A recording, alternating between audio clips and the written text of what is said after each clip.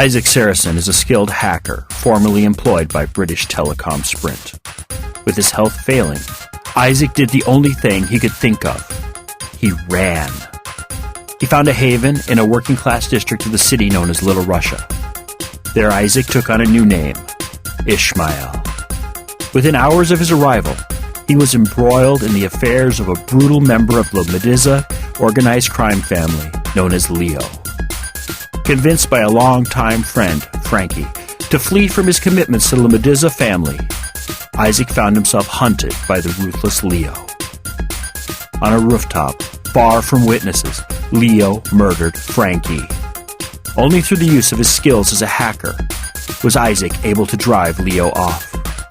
Now wounded, alone, and far from help, Isaac depends on the kindness of strangers. What do you do when the only way to save those you love is through the use of proxies? Colbyjack.net is proud to present Firmware Proxy by Colbytrax. 24. I rested, sleeping lightly, never quite relaxing until evening was upon me. To be honest, in my cell there was no difference between day and night. I really shouldn't say that. During the day, if I looked up at the painted-over windows above, I could make out slivers of light slanting down.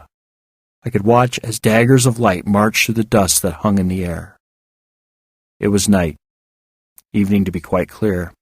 The dust daggers were gone for the night. I turned on my Opemapo null and disabled the recording system. There could be no record of what was about to happen. Even a hint of a record would result in the destruction of everything I was working toward. I knew the address of my target. I knew his home number. I knew more about him than I had ever known about a target before. I knew his favorite dish, tuna steak.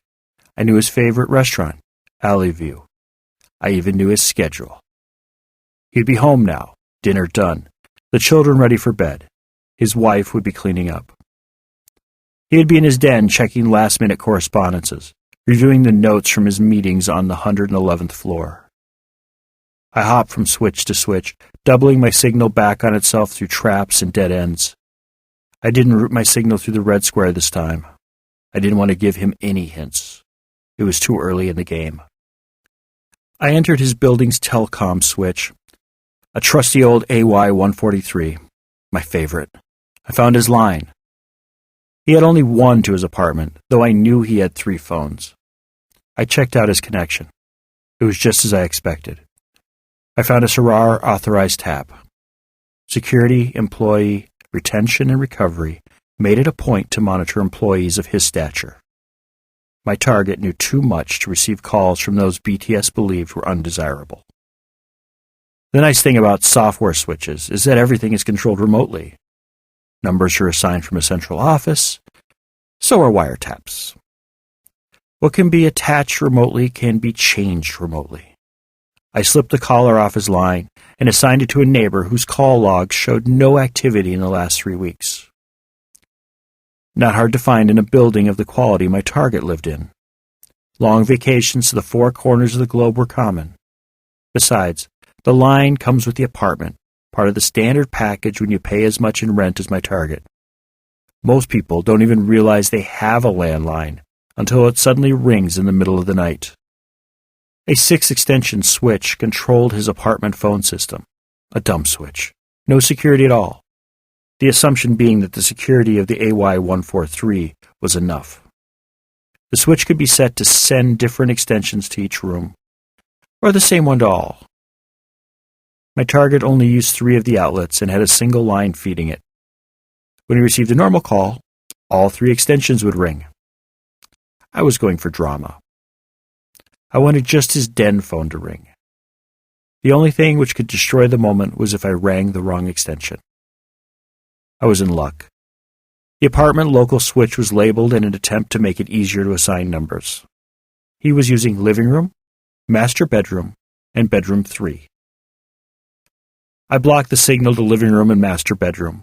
I linked into his phone line via line testing software on the Opemapo null and sent a test ring. A test ring isn't a normal ring. where a normal ring simply repeats the same short sound over and over. The test ring would send a signal which lengthened with each repetition by a half-second. Someone picked up the line. It was Murray. "I thought you were dead." "Thanks," I answered. "Glad to know you care." "I assume the caller is off the line," Murray responded, deadpan. "Standard procedure."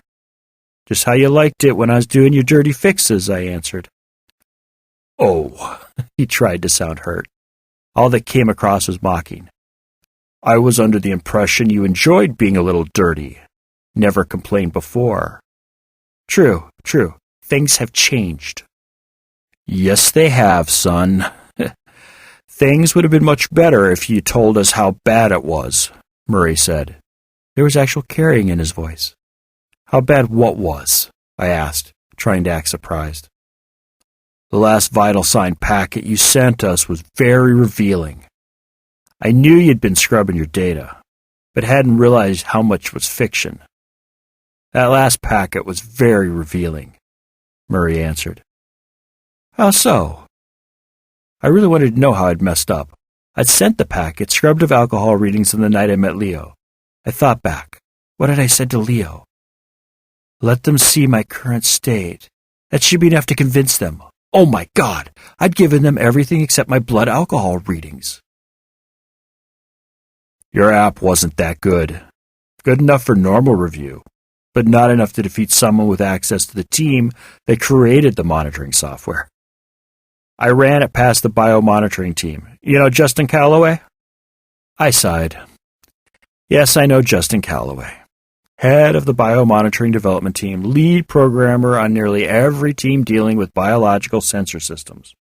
I am aware of him. Where do you think I got the biological processing specs? I know that as well. He told me that when I called him about your data and the chance that you might be hacking your implants. He was very forthcoming with the details of his communications with you. Murray let the conversation lapse just long enough for me to think it was my turn to talk. Why didn't you tell me the truth? Why did you hide what was happening to you? Murray was trying that interview psychology crap on me again. I wasn't about to take it. Why didn't you notice the cherries? Couldn't you see the irritation around the interface plugs? Why didn't you say anything? Murray didn't answer right away. He let the line hang silent long past the point of comfort. More manipulative bullshit from the king of manipulation. When he spoke, he sounded like my father. I should have known. Should have done something. But I didn't. You're a big boy, and if there were any problems, you would share them with me. Maybe I shouldn't have treated you like an adult. Oh, no, he didn't. What would you have done if I came to you and told you my implants were killing me? That's what my last doctor told me. Did you know that? I heard Murray typing something. Was he preparing to rat me out to Sarar? There was a brief pause, and then he started. Only knew after Sarar pulled your medical insurance claims.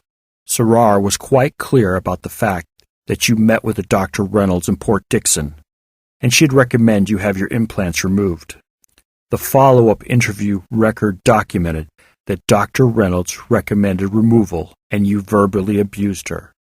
And I quote, Mr. Sarason was quite distraught at my findings. His response were normal for his level of technical expertise.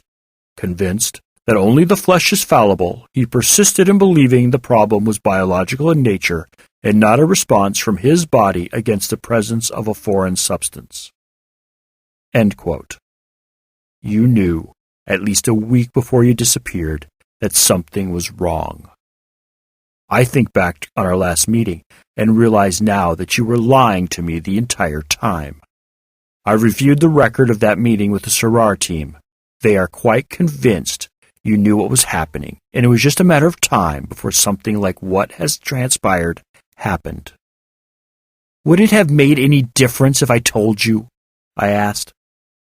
Would you believe me if I said yes? Murray was silent as he waited for a response. I didn't give it to him. I know you believe the horror stories, Hell, everyone at your pay grade does. I've heard the rumors. What is it? Once you have the implants, the only way out is in a coffin. Do you really believe we do that? Does BTS seem that backwards, that medieval? Really, use the brains God gave you. You're a genius. How'd you fall for that crap? I tried to think of an answer. So what you're saying is that if I came back, all would be forgiven? If you'd come clean before you ran, we could have removed the implants, placed you under the same monitoring with Sarar I am under, and life could have continued. Murray paused. But now? I added.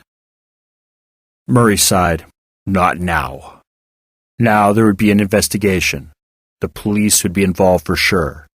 We can't have 3 Sarar agents sent to the emergency room and a civilian with ties to you found dead on a rooftop near your last location without the police being involved. I didn't kill Frankie. That was Leo. It's David you should be chasing with the Sarar agents. I snapped.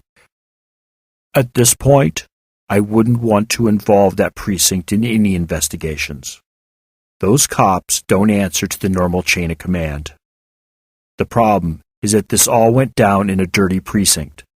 No matter what happens, if we bring you in, someone will be made to pay for that debacle. In my opinion, it would be you. So no, we can't have you coming in like a freaking prodigal son. In my opinion, the 111th would be more than happy to see you take the fall for everything that happened on Sheridan. Murray answered. There was a hint of anger in his voice. I couldn't tell if it was an act or real anymore. I was the one talking to the Chinese box. I had no idea whether what Murray said was the truth or a script whipped up for him. I'd have to trust he was a man and not a stack of responses. What if I gave BTS a present and disappeared? I asked. First, what do you mean by disappear? Murray asked. I'd leave business, go into academia. With my time at BTS to my credit, I'm sure Delphi would pick me up in a heartbeat, I answered. So you'd go into exile in your ivory tower and never discuss anything you've ever done for BTS? Murray asked. Exactly. Sarar will want to watch you for at least a decade. Probably would want full data taps for the first 3 years, probably relaxed if you behaved yourself. Murray said. I could hear the wily corporate negotiator coming to the fore. It also depends on what you have to give us. What if I gave you Mossbana? I asked. Murray laughed. You'd give us Mossbana? Hell, if you can do that, I'm sure Sarar would let you walk without the leash. I thought so, I answered. So when are you handing her over? It is a her, Murray asked. I need a bit of time for that, I answered. Why didn't I expect this? You don't even have her. You're just fishing, Murray mocked. I have her on the line. Just need some time to reel her in, I lied. You're lying. I've learned to hear it in your voice. Okay, here's the skinny. Give me 6 months from now. If I don't supply you with everything Sarar will need to take her down, I'll present myself at the front doors of BTS without so much as a harsh word. Would that work? I asked. The whole deal rested on Murray's answer. For me, it would work. For Sarar, I don't know. Your departure made them look very bad, and not just in-house. That fight made it onto every network on the planet, Murray answered. I'll ask, but I can't give any firm answers. I guess you'll just have to call back to find out. That's all I need to know, I answered. Now go away and don't forget to put the collar back on. Murray hung up.